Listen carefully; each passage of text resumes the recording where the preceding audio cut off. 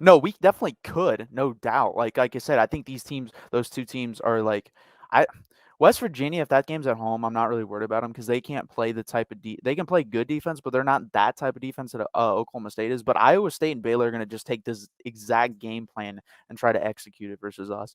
So again, those games are like going to tell me a lot about the coaching staff and like see if you're willing to make the adjustments you didn't in this game and get your team actually fired up and ready to play. Then they could definitely beat us. Like we're not losing Kansas. This is the worst Kansas team in a long time. They're really bad. Um, I don't think we'll lose to Kansas State, especially at home. West Virginia, Morgantown's always hard. Iowa State's hard in Ames, and then Baylor. I think Baylor's in Waco, so I don't even have any particular idea what's going to happen in that game. Like if you told me we blow them out, I wouldn't be surprised. If you told me they blow us out, I wouldn't be surprised. I wouldn't be surprised by any of those games going any which way at this point. Would Bijan? No. First off, 0% chance of that. He's not that type of kid. It's not going to happen. So, no. And Brahma, no. Mac Brown is not a good, like, they just lost. He can't even beat Florida State, and Florida State's terrible. He's 0-5. Like, I forget, he hasn't beaten Florida State his whole career. Like, since he came back to North Carolina, he's like 0-3. Like, he's not, no. He's not doing anything there that that's impressive. Like they were undefeated right now or only had one loss, I'd be like, okay, sure, let's think about it. But no, hell no.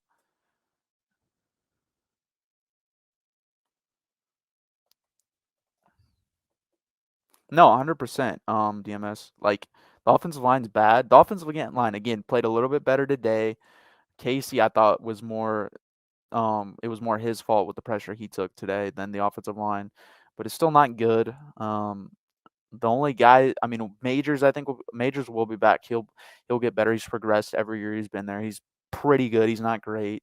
Angelau's pretty good, not great. Christian Jones isn't very good. And then we don't have a left guard unless Hayden Connor gets a lot better and can play. He's a freshman, so I think he may be able to. But we don't. We need a big time 5-star to come in and be a plug and play guy, like really bad.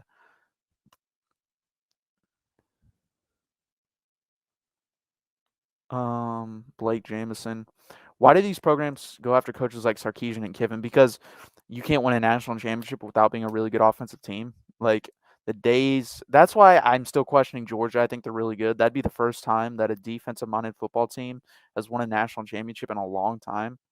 So I still question them a little bit.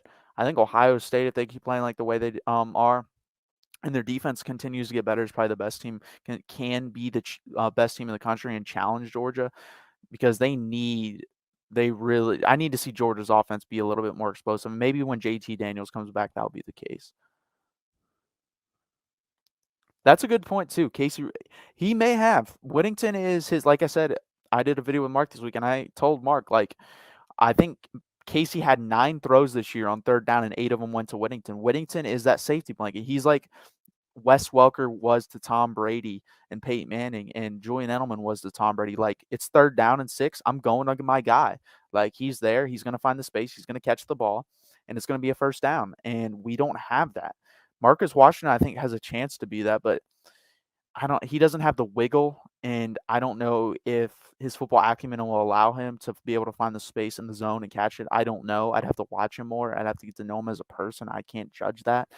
From watching the little bit of playing time he gets, and when he does play, it's mostly as a blocker. And Xavier Worthy's just not that guy. Xavier Worthy is exactly what you think of a really, really, really talented freshman. Like he shows up in these big games and then goes away in these not so big games. Even though this, in my opinion, is a big game, but in his mind, after the Oklahoma game, that probably isn't that big of a game. Jay the active is 100%. We need offensive line training. We need offensive tackles. Like I said, I think the interior offensive line will be better next year. I'm pretty confident in saying that. I mean, I don't see how the exterior will get any better. You're losing Kirkstead at right tackle. Christian Jones hasn't been good since he's been here. So, like I said, Major's gotten a little bit better. Angelow's gotten a little bit better. And I think we'll see what Kyle Flood can do with Hayden Connor. I trust him more than I trust Herb. So I think he'll get a little bit better. But we need offensive tackles badly with this team.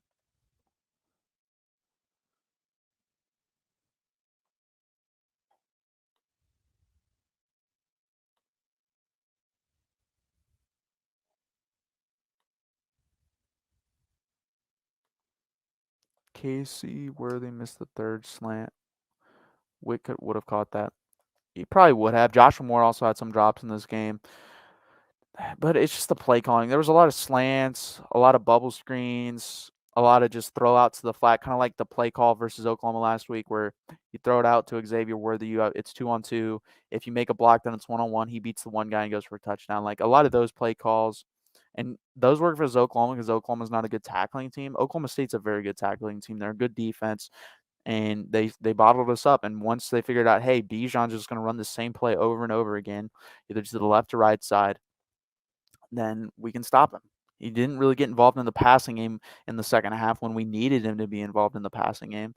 And it was just frustrating. Again, no Keelan Robinson. Like, some of this stuff is just head scratching. And I wish the media would ask him more, like, where's Keelan Robinson? They asked him this week and he got him involved in the first drive. But it's like, I don't know why he's not involved more. I'll never understand that, but it is what it is.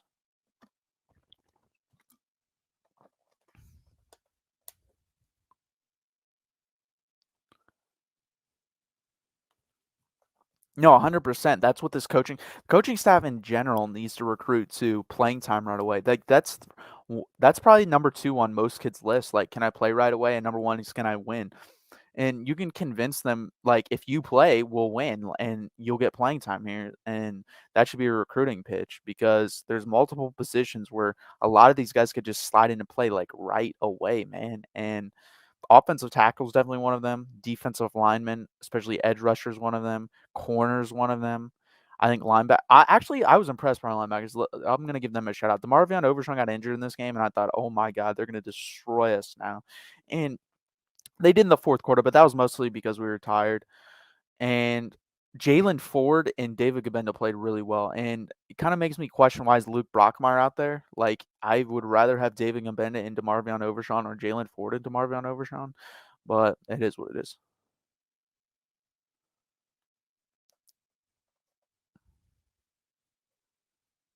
100%. We don't have any good pass rushers.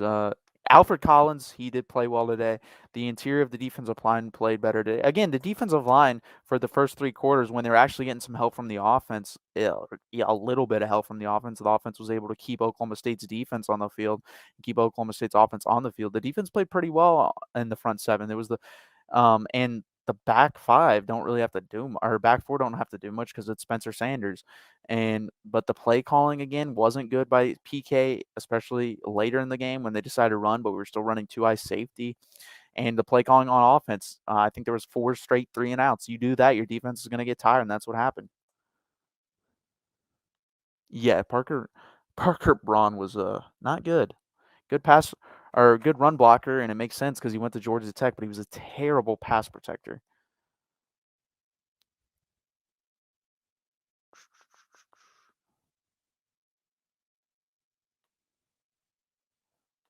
Claude Cook, yeah, probably. Oklahoma State. I mean, unless Oklahoma State beats Oklahoma, which uh 9 years, 8 years since it's been, it's not going to happen. That team's not beating Oklahoma. Oklahoma will beat them by 3 touchdowns. Um, yeah, unless Iowa State ran the table, yeah, I just don't see it. I think Oklahoma's going to win it again. They're the best team.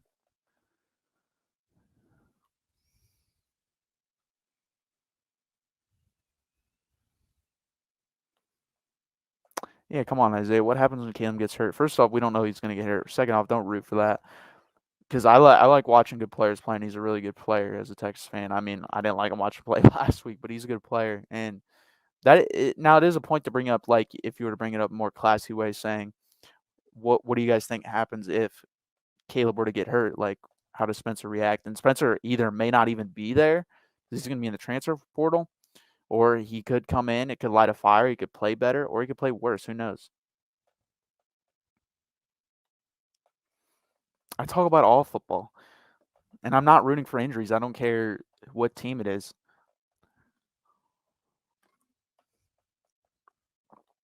But yeah, I'm mainly a Texas football channel state, guys.